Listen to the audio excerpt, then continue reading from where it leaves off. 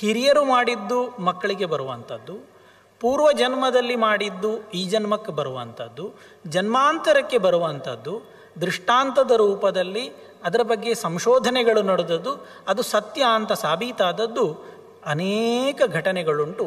ಇದೆಲ್ಲವನ್ನು ನಮಗೆ ಒಂದೊಂದು ರೀತಿಯಲ್ಲಿ ತೋರಿಸಿಕೊಟ್ಟಿರುವಂಥದ್ದು ಪುರಾಣಗಳು. ಅದರಲ್ಲಿ ಇನ್ನೊಂದು ಕ್ಷೇತ್ರ ಮಹಾತ್ಮೆಯಲ್ಲಿ ಇನ್ನೊಂದು ಮುಖದ ವಿಚಾರವನ್ನು ಹೇಳ್ತಾರೆ. ಅದು ವರಾಹ ಕ್ಷೇತ್ರ ಮಹಾತ್ಮೆ ಅಂತ ಅದರ ಹೆಸರು.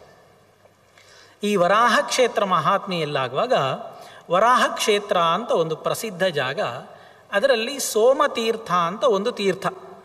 ಆ ಸೋಮತೀರ್ಥದಲ್ಲಿ ಕಾಂಪಿಲ್ಯ ದೇಶದ ರಾಜ ಬ್ರಹ್ಮದತ್ತ ಅಂತ, ಆ ಬ್ರಹ್ಮದತ್ತನ ಮಗ ಸೋಮದತ್ತ ಅನ್ನುವವನು ಅಲ್ಲಿ ವಾಸ ಮಾಡ್ತಾ ಇದ್ದ, ಅಲ್ಲಿ ಜೀವನ ಮಾಡ್ತಾ ಇದ್ದ, ಅಥವಾ ಅಲ್ಲಿಗೆ ಒಂದು ಬಾರಿ ಬಂದ.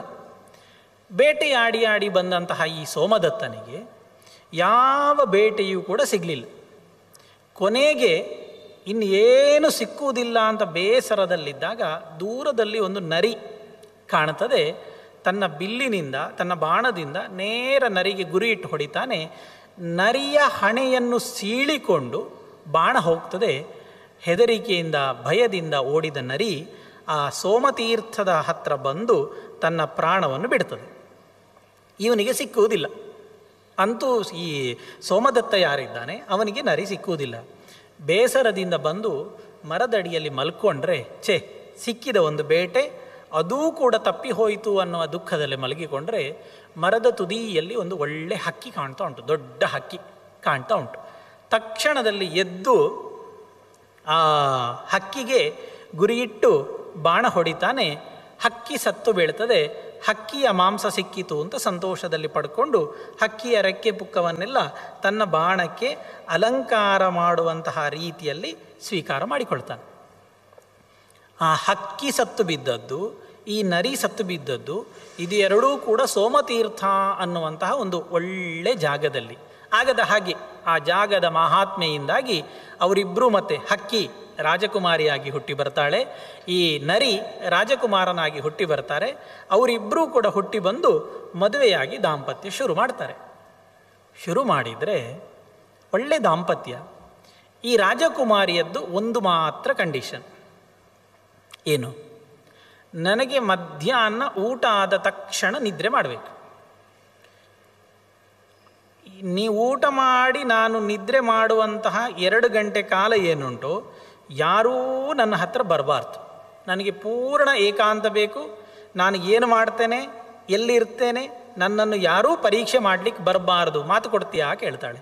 ಇವ ಆಯಿತು ಅಂತಾನೆ. ನೀನು ನಿದ್ರೆ ಮಾಡು, ನಿನ್ನನ್ನು ರಕ್ಷಿಸುವ ಜವಾಬ್ದಾರಿ ನನ್ನದು ಅಂತ ಹೇಳ್ತಾನೆ. ಒಪ್ಪಿಕೊಂಡು ಶುರುವಾಗ್ತದೆ. ಎಂಥ ಕೆಲಸ ಬೇಕಾದರೆ ಇರಲಿ, ಊಟ ಆದ ತಕ್ಷಣದಲ್ಲಿ ಅವಳು ಏಕಾಂತ ಸ್ಥಳಕ್ಕೆ ಹೋಗಿ 1 ಮುಹೂರ್ತ 2 ಮುಹೂರ್ತಗಳಷ್ಟು ಕಾಲ ಇದ್ದು ಬರ್ತಾ ಇದ್ಲು. ಅನೇಕ ವರ್ಷಗಳವರೆಗೆ ನಡೀತದೆ. ಸೋಮದತ್ತನ ತಂದೆ ಬ್ರಹ್ಮದತ್ತ ತೀರಿಕೊಳ್ತಾನೆ. ತೀರಿಕೊಂಡಾಗ ಮತ್ತೆ ಸೋಮದತ್ತನಿಗೆ ಆಳ್ವಿಕೆಯ ಅಧಿಕಾರ ಸಿಗ್ತದೆ. ತಾನು ರಾಜನ ಸಿಂಹಾಸನದಲ್ಲಿ ಕೂತು ಆಳ್ವಿಕೆ ಮಾಡ್ತಾನೆ. ಆಳ್ವಿಕೆ ಬದಲಾದರೂ ಕೂಡ ಈ ರಾಜಕುಮಾರಿಯ ನಿದ್ರೆಯ ವ್ರತ ಅದು ಭಂಗ ಆಗುವುದಿಲ್ಲ. ಈ ರಾಜಕುಮಾರಿಯ ನಿದ್ರೆಯ ವ್ರತ ಭಂಗ ಆಗುವುದಿಲ್ಲ, ಹಾಗೆ ನಡೀತಾ ಇರ್ತದೆ. ಒಂದು ಸಲ ಎಷ್ಟಾದರೂ ಈಗ ಬ್ರಹ್ಮದತ್ತ ತೀರಿ ಹೋಗಿದ್ದಾನೆ, ಇವ ಸೋಮದತ್ತ, ಇವನೇ ಈಗಿನ ಮಂತ್ರಿ.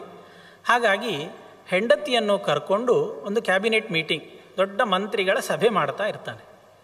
ಮಧ್ಯಾಹ್ನ ಆಯಿತು, ಊಟ ಕಳೆಯಿತು. ಇನ್ನು ಊಟ ಕಳೆದು ಮೀಟಿಂಗ್ ಮುಂದುವರಿಸೋದು ಅಂತ ಹೇಳಿದರೆ ಹೆಂಡತಿ ಬೇಕು ಮೀಟಿಂಗಿಗೆ. ಇವಳು ಊಟ ಆದ ತಕ್ಷಣ ನೇರ ಹೋಗಿ ಕೋಣೆಗೆ ಹೋಗಿ ಬಾಗಿಲು ಹಾಕಿಕೊಂಡು ತನ್ನ ಮಾಮೂಲು ವ್ರತದಲ್ಲಿ ಇದ್ದು ಬಿಡ್ತಾಳೆ. ಅಷ್ಟು ವರ್ಷಗಳಲ್ಲಿ ಬಾರದೇ ಇದ್ದಂತಹ ಸಂಶಯ, ಚಿಂತೆ ರಾಜನಿಗೆ ಬರಲಿಕ್ಕೆ ಶುರುವಾಯಿತು. ಕೆಟ್ಟ ಕುತೂಹಲ ಹುಟ್ಟಿಕೊಂಡು ಬಿಟ್ಟಿತ್ತು. ಇಷ್ಟು ವರ್ಷದಿಂದ ಗಮನಿಸ್ತಾ ಇದ್ದೇನೆ, ಒಂದು ದಿನವೂ ಇವಳು ಆ ಮಧ್ಯಾಹ್ನ 1-2 ಮುಹೂರ್ತಗಳಷ್ಟು ಕಾಲ ಅದೃಶ್ಯಳಾಗಿಯೇ ಆಗ್ತಾಳೆ. ಏನು ಮಾಡ್ತಾ ಇರ್ಬೋದು?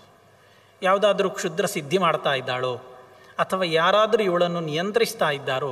ಹೀಗೆ ಪರಿಪರಿಯಾಗಿ ತನ್ನಲ್ಲಿ ಸಂಶಯ ಮಾಡಿಕೊಂಡು ಇನ್ನು ಸಾಧ್ಯ ಇಲ್ಲ, ಇನ್ನು ಈ ರಹಸ್ಯವನ್ನು ಕಂಡು ಹಿಡಿಲೇಬೇಕು ಅಂತ ತೀರ್ಮಾನ ಮಾಡಿ ತನ್ನ ಕೆಲಸದವರ ಹತ್ರ ಎಲ್ಲ ಹೇಳ್ತಾಳಂತೆ.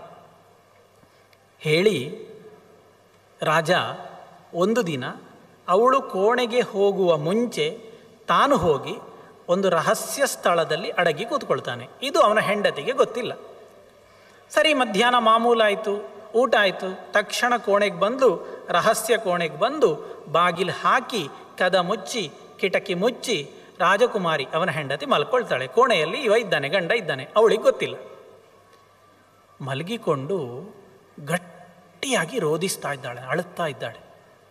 ಬಾಗಿಲು ಹಾಕಿ ಏಕಾಂತ ಕೋಣೆಯಲ್ಲಿ ರಹಸ್ಯ ಪ್ರದೇಶದಲ್ಲಿ ಕೂತಂತಹ ಆ ರಾಜಕುಮಾರಿ ಗಟ್ಟಿಯಾಗಿ ಅಳುತ್ತಾ ಇದ್ದಾಳೆ. 1 ಗಂಟೆ ಹತ್ತಲಂತೆ ಕೂತು. ರಾಜನಿಗೆ ಶಬ್ದ ಕೇಳ್ತಾ ಉಂಟು, ಕಣ್ಣಿಗೆ ಕಾಣಿಸ್ತಾ ಇಲ್ಲ.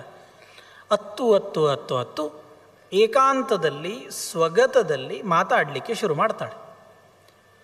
ನನ್ನ ಈ ಪರಿಸ್ಥಿತಿ ಗಂಡ ನೋಡಿದರೆ ಏನಾಗ್ತದೆ, ನನ್ನ ಈ ಕಷ್ಟ ಅವನಿಗೆ ಗೊತ್ತಾಗ್ತದೆ, ಎಷ್ಟು ದುಃಖ ಪಟ್ಟುಕೊಳ್ತಾನೆ, ದೇವರು ನನಗೆ ಯಾಕೆ ಈ ಶಿಕ್ಷೆ ಕೊಟ್ಟಿ ಅಂತ ಪರಿಪರಿಯಾಗಿ ಹೇಳ್ತಾ ಇದ್ದಾಳೆ. ವಿಷಯ ಏನು ಅಂತ ಹೇಳುವುದಿಲ್ಲ. ಈ 1 ಗಂಟೆ ಆದಾಗ ಇನ್ನು ಎಲ್ಲ ಸಮಾಧಾನ ಮಾಡಿಕೊಂಡು ಹೊರಡಬೇಕು ಅಂತ ಎದ್ದು ನಿಂತಾಗ ರಾಜ ಹೊರಗೆ ಬರ್ತಾನೆ ಏಕಾಂತದಿಂದ. ಅವಳನ್ನು ಹಿಡ್ಕೊಳ್ತಾನೆ. ಇದು ಕೊನೆ, ಇನ್ನು ನಿನ್ನ ಮಧ್ಯಾಹ್ನದ ವ್ರತ ನೀನು ನಿಲ್ಲಿಸಬೇಕು, ಏನು ಘಟನೆ ಉಂಟು ಸತ್ಯ ಹೇಳು ಅಂತ ಹೇಳ್ತಾನೆ.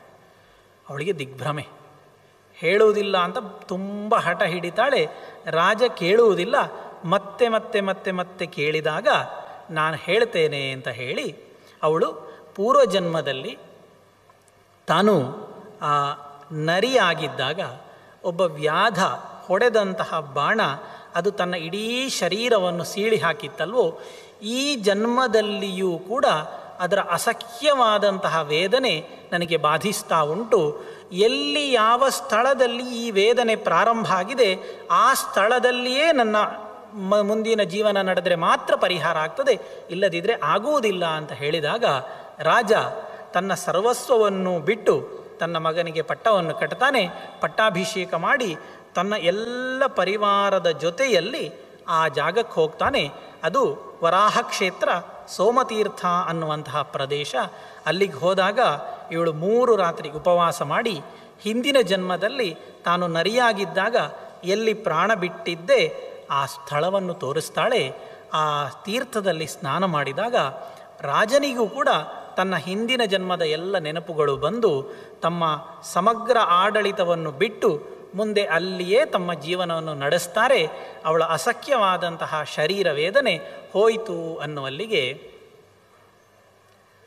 ವರಾಹ ಕ್ಷೇತ್ರದ ಮಹಾತ್ಮೆ ಮುಗಿಯಿತು.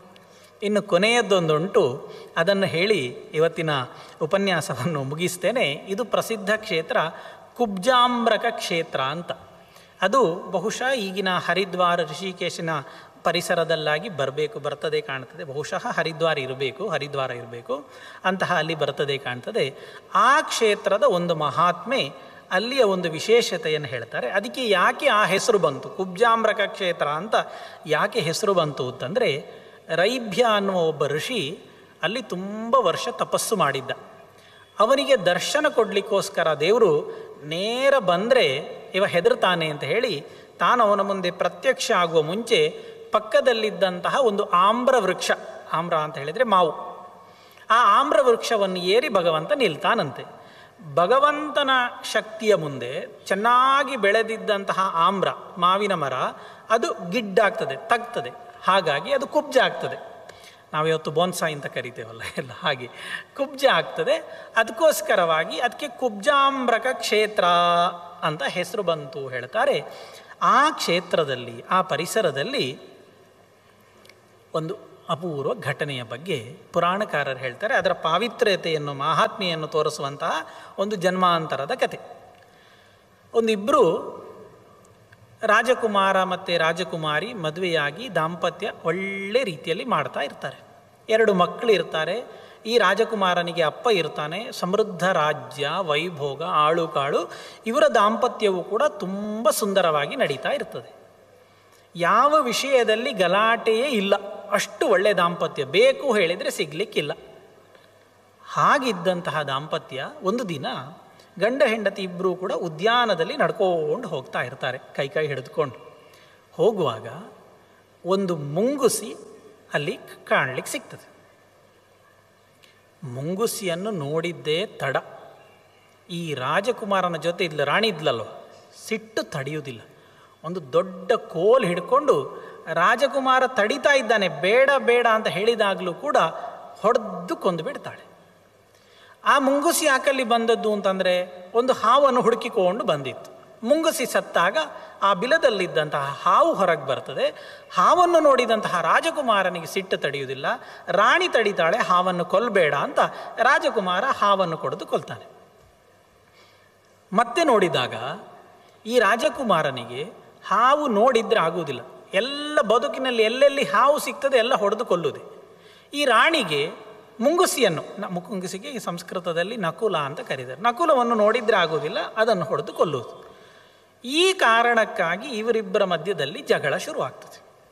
ಜಗಳ ಆಗಿ ಆಗಿ ಆಗಿ ಆಗಿ ವಿಪರೀತಕ್ಕೆ ಹೋಗಿ ಇನ್ನು ಬದುಕು ಸಾಧ್ಯ ಇಲ್ಲ, ಇನ್ನು ಡೈವರ್ಸ್ ಕೊಡುವುದು ಅನ್ನುವಲ್ಲಿಗೆ ತೀರ್ಮಾನಕ್ಕೆ ಬಂದು ಬಿಡ್ತಾರೆ. ಕೇವಲ ಇವ ಹಾವನ್ನು ಕೊಲ್ತಾನೆ ಅಂತ, ಅವಳು ಮುಂಗುಸಿಯನ್ನು ಕೊಲ್ತಾಳೆ ಅನ್ನೋ ಒಂದೇ ಕಾರಣಕ್ಕೆ.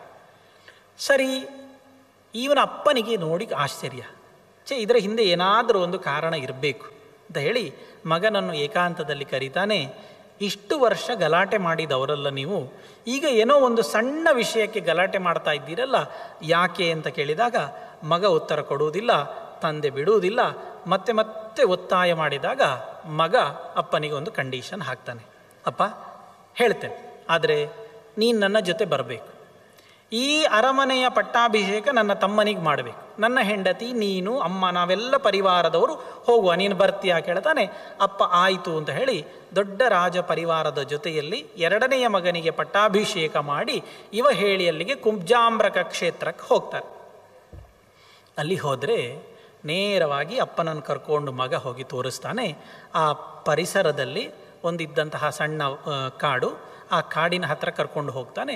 ಕರ್ಕೊಂಡು ಹೋಗಿ ಹೇಳ್ತಾನೆ, ಇದು ನಾನು ಪೂರ್ವ ಜನ್ಮದಲ್ಲಿ ಇದ್ದ ಜಾಗ. ಇಲ್ಲಿ ನಾನೊಂದು ಮುಂಗುಸಿಯಾಗಿದ್ದೆ. ಆ ಮುಂಗುಸಿಯಾಗಿದ್ದಾಗ ಒಂದು ದಿನ ನಾನು ಈ ಪರಿಸರದಲ್ಲಿ ಋಷಿಗಳೆಲ್ಲ ತಿರುಗಾಡ್ತಾ ಇದ್ದರು, ಅವರು ಹಾಕಿದಂತಹ ನಿರ್ಮಾಲ್ಯ, ಅದರ ಪ್ರಸಾದ, ಇದೆಲ್ಲ ನಾನು ತಿಂದು ಬದುಕ್ತಾ ಇದ್ದೆ. ಆ ಮುಂಗುಸಿಯಾಗಿದ್ದಾಗ ಒಂದು ದಿನ ಸ್ವಭಾವತಃ ನನಗೆ ಹಾವನ್ನು ನೋಡಿದರೆ ಸಿಟ್ಟು. ಒಂದು ಹಾವು ಎದುರು ಬರ್ತದೆ, ದೊಡ್ಡ ಘಟ ಸರ್ಪ. ನನ್ನ ಸ್ವಭಾವ ಸಹಜವಾಗಿ ನಾನು ಹಾವನ್ನು ಹಿಡಿದೆ. ನನಗೂ ಹಾವಿಗೂ ದೊಡ್ಡ ಜಗಳ ಆಯಿತು. ದೊಡ್ಡ ಜಗಳ ಆಗಿ ನಾನು ಹಾವನ್ನು ಕೊಂದೆ. ಹಾವು ಸಾಯುವಾಗ ನನಗೆ ಕಚ್ಚುತ್ತದೆ. ಹಾವಿನಿಂದಾಗಿ ನಾನೂ ಸತ್ತೆ, ನನ್ನಿಂದಾಗಿ ಹಾವು ಸತ್ತಿತು. ಹಾಗಾಗಿ ಈ ಬದುಕಿನಲ್ಲಿ ನನಗೆ ಹಾವು ಕಂಡ್ರೆ ಆಗುವುದಿಲ್ಲ ಅಂತ ಅಂತಾನೆ. ಇವನ ಹೆಂಡತಿ ಪಕ್ಕದಲ್ಲಿದ್ದಾಳೆ. ಅವಳು ಹೇಳ್ತಾಳೆ, ಓ ನಿಮ್ಮದು ಕತೆ ಮುಗಿಯಿತಾ? ಮುಗಿಯಿತು. ನನ್ನ ಕತೆ ಕೇಳಿ. ಏನು? ನಾನು ಹಾವಾಗಿದ್ದೆ ಆ ಜನ್ಮದಲ್ಲಿ. ಹಾವಾಗಿ ನೀವು ಯಾರನ್ನು ಕಚ್ಚಿಕೊಂದ್ರಿಯಲ್ಲ, ಆ ಹಾವು ನಾನೇ. ನಿಮ್ಮನ್ನು ಕಚ್ಚಿಕೊಂಡದ್ದು ನಾನೇ. ಈ ನಮ್ಮ ಮುಂಗುಸಿ ಮತ್ತು ಹಾವಿನ ಜಗಳ ಅದು ಈ ಜನ್ಮದಲ್ಲಿಯೂ ಕೂಡ ಅನುವರ್ತನೆಯಾಗಿ ಬಂದಿದೆ ಅಂತ ಅವಳು ಹೇಳ್ತಾಳೆ. ಎಷ್ಟೋ ಜನ ಗಂಡ ಹೆಂಡತಿಯನ್ನು ನೋಡುವಾಗ ಹಾಗೆ ಅನ್ನಿಸ್ತದೆ, ಹಿಂದಿನ ಜನ್ಮದಲ್ಲಿ ಹಾವು ಮುಂಗುಸಿ ಆಗಿದ್ರು ಅಂತ ಹಾಗೆ ಅನ್ನಿಸ್ತದೆ. ಹಾಗೆ ಆ ಪೂರ್ವ ಜನ್ಮದಲ್ಲಿ ಮುಂಗುಸಿಯಾಗಿದ್ದಂತಹ ರಾಜಕುಮಾರ, ಹಾವಾಗಿದ್ದಂತಹ ರಾಜಕುಮಾರಿ, ಅವರಿಬ್ಬರೂ ಪರಸ್ಪರ ಯುದ್ಧ ಮಾಡಿ ಆ ಕುಬ್ಜಾಂಬ್ರಕ ಪ್ರದೇಶದ ತೀರ್ಥದಲ್ಲಿ ಪ್ರಾಣ ಬಿಟ್ಟದ್ದರಿಂದಾಗಿ ಅವರು ಮತ್ತೆ ರಾಜಕುಮಾರಿಯರಾಗಿ ಜನ್ಮವನ್ನು ತಳೆದು ಅಲ್ಲಿ ಆ ಹಿಂದೆ ಮಾಡಿದಂತಹ ಸಂಸ್ಕಾರದ ಪ್ರಬಲವಾದ ಕಾರಣದಿಂದ ಮತ್ತೆ ಜಗಳ ಮಾಡಿಕೊಳ್ತಾರೆ. ಅದರ ಪರಿಹಾರಕ್ಕೆ ಅದೇ ಸ್ಥಳಕ್ಕೆ ಬಂದು ಅದೇ ರೀತಿಯಲ್ಲಿ ಪರಿಹಾರ ಮಾಡಿಕೊಂಡು ಅಲ್ಲಿ ಬದುಕ್ತೇವೆ ಅಂತ ಸಂಕಲ್ಪ ಮಾಡಿದಾಗ ಅವರಲ್ಲಿದ್ದಂತಹ ವೈಮನಸ್ಯ ಪರಿಹಾರ ಆಗಿ ಮತ್ತೆ ಮುಂದಿನ ಬದುಕನ್ನು ಕುಬ್ಜಾಂಬ್ರಕ ಕ್ಷೇತ್ರದಲ್ಲಿ ಹರಿದ್ವಾರದಲ್ಲಿ ನಡೆಸ್ತಾರೆ ಅನ್ನುವಲ್ಲಿಗೆ ಕುಬ್ಜಾಂಬ್ರಕ ಕ್ಷೇತ್ರ ಮಹಾತ್ಮೆ ಅಂತ ವರಾಹ ಪುರಾಣ ಹೇಳಿದ್ದು ಮುಗೀತದೆ. ಹೀಗೆ ಇವತ್ತು ಸುಮಾರು 5-6 ಇಂತಹ ಕ್ಷೇತ್ರಗಳ ಮಹಾತ್ಮೆಯನ್ನು ನಾವು ನೋಡಿತ್ತು. ಪ್ರತಿಯೊಂದು ಕ್ಷೇತ್ರಗಳಿಗೂ ಅದರದ್ದೇ ಆದಂತಹ ಒಂದು ಮಹತ್ವ ಮತ್ತು ವೈಶಿಷ್ಟ್ಯತೆ ಇರ್ತದೆ. ಅದು ನಮ್ಮ ಬರಿಯ ಕಣ್ಣಿನಿಂದ ಅಥವಾ ನಮ್ಮ ಸಾಮಾನ್ಯ ದೃಷ್ಟಿಯಿಂದ ತಿಳ್ಕೊಳ್ಳಿಕ್ಕಾಗುವುದಿಲ್ಲ. ಎಂತೆಂಥದ್ದು ಅಪೂರ್ವ ಕ್ಷೇತ್ರಗಳಿರ್ತದೆ. ಅಲ್ಲಿಯ ಶಕ್ತಿ, ಅಲ್ಲಿಯ ಚೈತನ್ಯ, ಅಲ್ಲಿಯ ಗುಣ, ಇದೆಲ್ಲ ನಮಗೆ ಪೂರ್ತಿಯಾಗಿ ತಿಳ್ಕೊಳ್ಳಿಕ್ಕೆ ಬರುವುದಿಲ್ಲ.